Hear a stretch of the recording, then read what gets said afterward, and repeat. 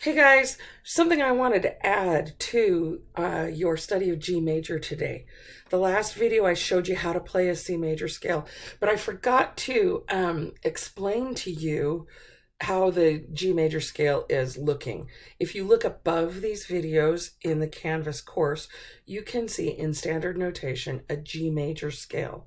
That G major scale has in between each of the notes either a W or an H. The W and H's are the pattern of half and whole steps that make up that scale.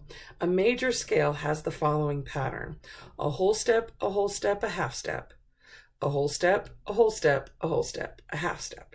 And you can tell because of how the musical alphabet works, and especially if you were to look at each of these pitches individually, either on a piano keyboard or on the guitar fretboard, you would see that from F to G, on the first string, F is the first fret, G is the third fret.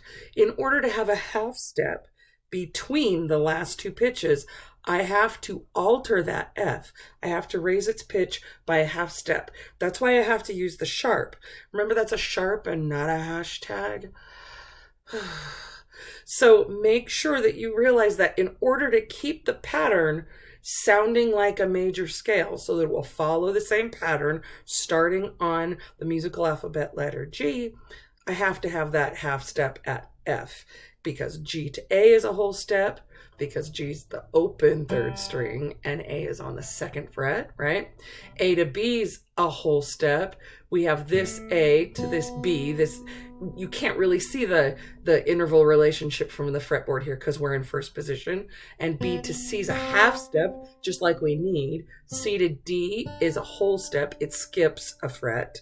And then D to E, just because we're playing in first position, you can't see it. E to F sharp, that has to be, E to F's a half step, but we have to make E to F sharp be a whole step so that the F sharp to G can be a half step.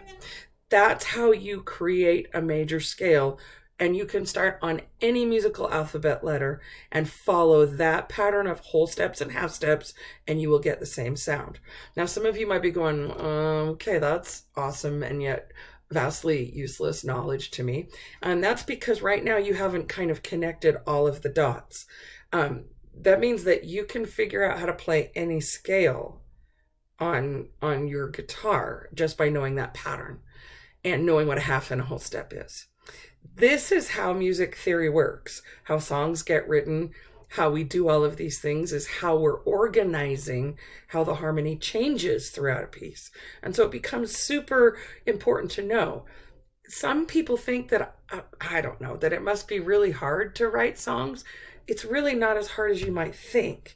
And many of you are just one broken heart away from being the next Taylor Swift. So make sure you understand what this pattern of half and whole steps is for a major scale.